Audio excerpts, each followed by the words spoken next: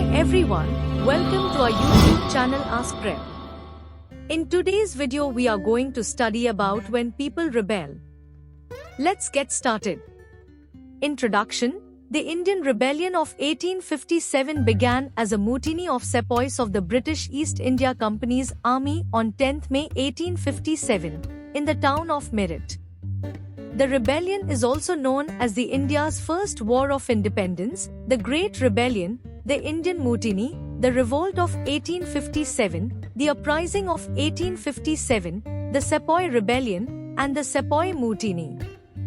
On 5 June 1857, at the time of rebellion by forces of the East India Company at Cawnpore, the British contingent had taken refuge at an entrenchment in the southern part of the town. Amid the prevailing chaos in Cawnpore, Sahib and his forces entered the British magazine situated in the northern part of the town. The soldiers of the 53rd Native Infantry, who were guarding the magazine, thought that Sahib had come to guard the magazine on behalf of the company. Lakshmibai was not hesitant to rebel against the British. Lakshmibai's forces did not kill any East India Company officials and their wives and children on 8 June 1857, but the Britisher malign her in Jokhan Bagh. She fought with British troops when the Sir Hugh Rose besieged Jhansi on 23 March 1858. An army of more 20,000, headed by Tatya Tope, was sent to relieve Jhansi, but they failed to do so when they fought with the British on 31 March. Hugh Rose and an Indian general betrayed Rani Lakshmibai. Policies and people. The policies of the East India Company affected different people. Kings, queens, peasants, landlords, tribals, soldiers were all affected in different ways. People resisted policies and actions that were against their interest or go against their settlements. Nawabs lose their power. Since the mid-18th century, Nawabs and Rajas lost their power under British rule. The British reduced their authority, disbanded their armies, and seized their territories. Rulers like Rani Lakshmibai and Nana Sahib tried to negotiate for their rights, but the British rejected their pleas. The British also aimed to end the Mughal dynasty by removing the emperor's name from coins and planning to move the Mughal family out of the Red Fort after Bahadur Shah Zafar's death. In 1856, they declared that after Zafar's death, his descendants would be known only as princes, ending Mughal sovereignty.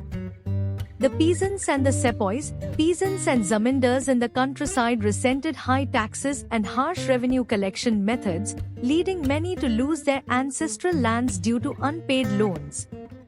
Indian sepoys in the British Army were unhappy with their pay, conditions, and new rules that violated their religious beliefs. In 1824, sepoys refused to travel to Burma by sea, fearing they would lose their religion and caste, though they agreed to go by land. After being punished, the company in 1856 introduced a law requiring all new recruits to serve overseas if needed. This angered the sepoys, many of whom were peasants, and their discontent spread quickly. Responses to reforms. The British believed in reforming Indian society, passing laws to abolish practices like sati and to encourage widow remarriage. They promoted English language education and, in 1850, enacted a law allowing Indians who converted to Christianity to inherit ancestral property. Many Indians, however, felt that the British were undermining their religion, customs, and traditional way of life. At the same time, there were also Indians who supported the idea of changing outdated social practices. Through the eyes of the people, the list of 84 rules, in Majha Pravas, Vishnu Bhatt Godse wrote that the British were intent on eradicating Hindu and Muslim religions, issuing 84 rules in a Calcutta assembly with kings and princes. When these leaders rejected the rules, they warned of serious upheaval.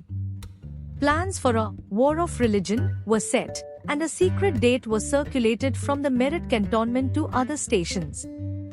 There was soon excitement in every regiment. Subedar Sitaram Pandey, a sepoy in the Bengal Native Army, served the British for 48 years and retired in 1860.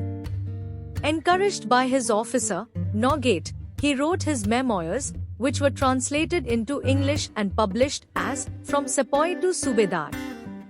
Pandey recounted that the British annexation of Oudh led sepoys to distrust the government, with agents from the Nawab of Oudh and the King of Delhi encouraging rebellion. Around this time, rumors spread that cartridges for new rifles were greased with cow and pig fat, offending both Hindu and Muslim beliefs. This fueled fears that the British aimed to convert them to Christianity.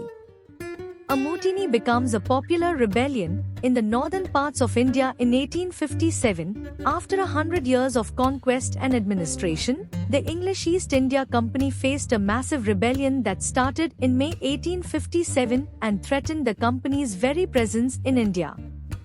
Sepoys mutinied in several places, beginning from sections of society rose up in rebellion. From Meerut to Delhi, on 29 March 1857, Mangal Pandey was hanged for attacking his officers. Later, on 9 May 85, sepoys in Meerut were sentenced to jail for refusing the new cartridge drill. The next day, soldiers freed the jailed sepoys, killed British officers, and set buildings ablaze. They then marched to Delhi, where they declared Bahadur Shah Zafar their leader, and British officers were killed.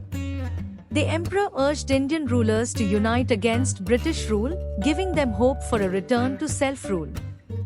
This act significantly boosted morale and fueled widespread rebellion. The rebellion spreads. After the British were driven from Delhi, there was a brief lull before widespread mutinies erupted. Regiments rebelled, converging on key locations like Delhi, Kanpur, and Lucknow, supported by townspeople, villagers, and local leaders. Nana Sahib led forces to expel the British from Kanpur, while in Lucknow, Birjis Qadr was declared Nawab with his mother, Begum Hazrat Mahal, organizing resistance.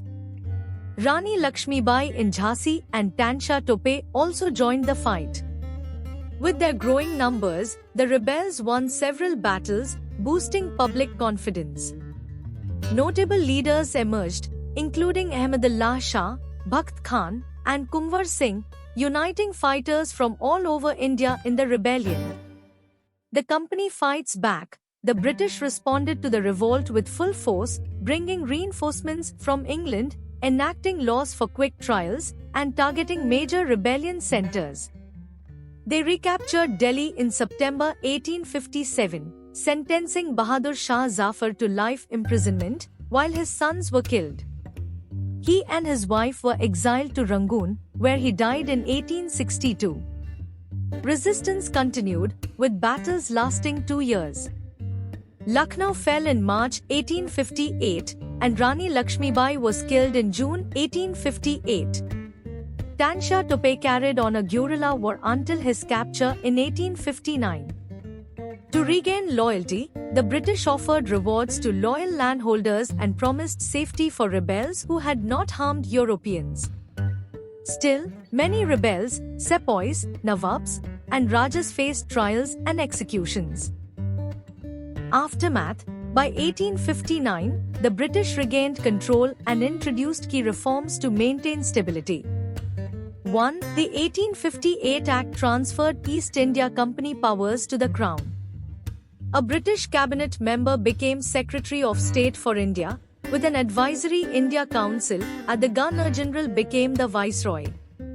2. Indian rulers were assured their territories would remain intact if they recognized the British Queen as sovereign. 3. The army's European presence was increased, reducing Indian soldiers. 4. Muslims faced land confiscation and heightened British suspicion. 5. The British pledged to respect India's religious and social customs. 6. Policies protected landlords and zamindars' land rights. Thanks for watching. We hope you enjoy learning about when people rebel. Don't forget to like, share and subscribe for more exciting social science videos. See you next time.